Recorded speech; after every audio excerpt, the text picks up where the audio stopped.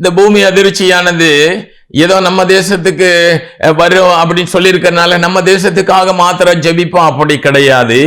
தேவன் சொல்லி இருக்கிறது முழு உலகத்திலும் பல இடங்களிலே மகா பூமி அதிர்ச்சி, பூமி மிகவும் அதிரும் அப்படின்னு சொல்லி இருக்கிறதுனால நாம் ஜெபிக்கிற வேளையிலே நமக்காகவும் நம்முடைய தேசத்திற்காகவும் நம்முடைய பட்டணத்திற்காகவும் மாநிலத்துக்காகவும் மற்ற உலகத்தில் இருக்கிற மற்ற தேசங்களுக்காகவும் நான் ஜெபிக்கிறவர்களாய் காணப்பட வேண்டும்.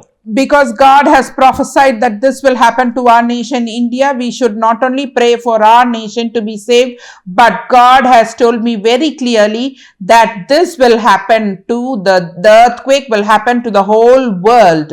That will be immensely powerful, great earthquake in the future. So we should not pray only for our country. We should pray for our nation, for our state, for our district, for our own place, and also for the whole world, that people should be saved. எரேமியா 13வது அதிகாரம் 15வது வசனம் இப்படியாய் சொல்லுகிறது, நீங்கள் செவி கொடுத்து கேளுங்கள், மேட்டிமையாய் இராதீர்கள், கர்த்தர் விளம்பினார். Jeremiah chapter 13 verse 15 says, hear and give ears, be not proud, for the Lord has spoken. ஏன் தேவன் இந்த காரியங்களை முன்கூட்டியே நமக்கு அறிவிக்கிறாங்க? Why God is revealing such prophecies earlier to us? இதுல இருந்து தேவன் தம்முடைய பிள்ளைகள் தப்பித்துக் கொள்ள வேண்டும் என்பதற்காக இந்த காரியத்தை முன்கூட்டியே அறிவிக்கிறாங்க. God is prophesying earlier for his own people to be saved from such destruction. இந்த தீர்க்க தரிசன செய்தியை கேக்குறீங்க, இது என்னோட வைக்கல, என்னுடைய சபைக்குள்ள வைக்கல. இதை அதாவது இந்த கிராஸ் டிவி தொலைக்காட்சியின் மூலமாக யாவை எழுப்புதல் யூடியூப் சேனல் மூலமாகவோ இன்னும் மற்ற மீடியாக்கள் மூலமாக என்னது இத மற்றவர்களுக்கு தெரியப்படுத்துகிறேன். ஏன் அப்படின்னா யாருடைய இரத்த பலி எங்கள் மேல் வரக்கூடாது என்பதற்காக இந்த பதிவுகள் கொடுக்கப்படுகிறது. Children of God, God has prophesied to me about all these destruction, but I did not keep it for myself or I did not share only to my church members, but I am revealing this openly through this Cross TV channel. I am also revealing this through Yahweh Revival Ministries YouTube channel for you to know about these prophecies and for you to escape from destruction. இதை கேட்கிற நாம் மௌனமா இருந்து விடாதபடி, மேட்டின்மையா இருந்து விடாதபடி, யாருக்கோ வந்த விருந்து எங்கேயோ எது நடக்கிறது, நாம் நடக்கும் போது பார்த்து கொள்ளலாம், நாம் எடுத்துட்டு எல்லாத்தையும் எடுத்து விட்டு ஓடுவோம் அதே போல என்று நினைத்து கொண்டு இருக்க கூடாது. People who are listening to this, you must not take it recklessly. You should be very careful. You should not think it will happen some other day to some other people, and at that time if it happens to us, we can take our belongings to escape, and you should not stay quiet. பூமி அதிர்ச்சியை குறித்தும் பல பதிவுகள் கொடுத்திருக்கிறோம். சுனாமியை குறித்தும் அதாவது ஏறக்குறைய ஒரு 4 பதிவுகள் கொடுக்கப்பட்டிருக்கிறது.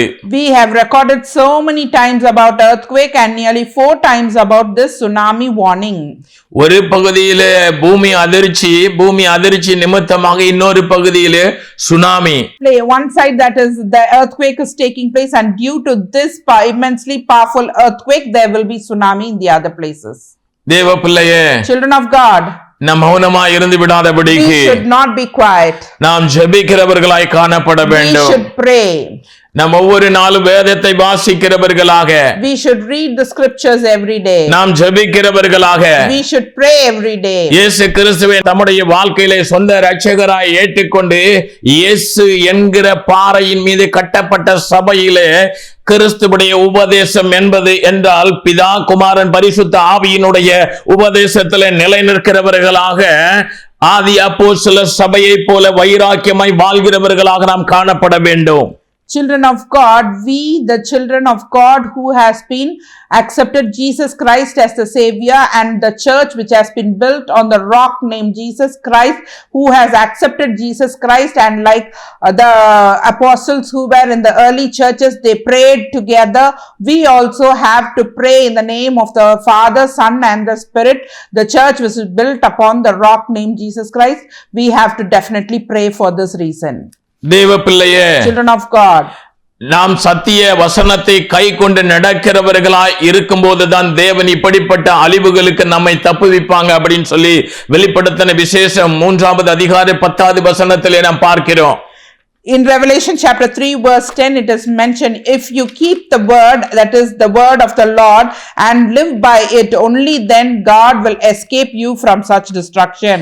தேவன் இந்த பூச்சக்கரத்தின் மேலே வரக்கூடிய அழிவுகளுக்கெல்லாம் தப்புவிக்கும்படியாக நாம் என்ன செய்ய வேண்டும் என்றால், வசனத்தை கை கொண்டு நடக்கிறவர்களாக, என்ன பலன் இருந்ததோ பலன் இல்லாமல் போனதோ, அந்த கொஞ்ச பலன் இருக்கிற வேளையிலும் பாடுகள் வேதனைகள் உபத்திரங்களிலேயோ நாம் இந்த உலகத்தில் வாழ்கிற வாழ்க்கையை மேன்மையா எண்ணாதபடி வரக்கூடிய அழிவுக்கு தப்பித்துக் கொள்ளும்படியாக சத்திய வசனத்தை கை கொண்டு நடக்கிறவர்களாக, உத்தம மார்க்கத்தாராக, பெயர் கிறிஸ்தவர்களை அல்லாதபடி கிறிஸ்துவுக்காய் வைராக்கியம் பாராட்டி நாம் இருப்போம். ஆனால் வரக்கூடிய அழிவுக்கு தேவன் நம்மை தப்புவித்து பாதுகாப்பாங்க.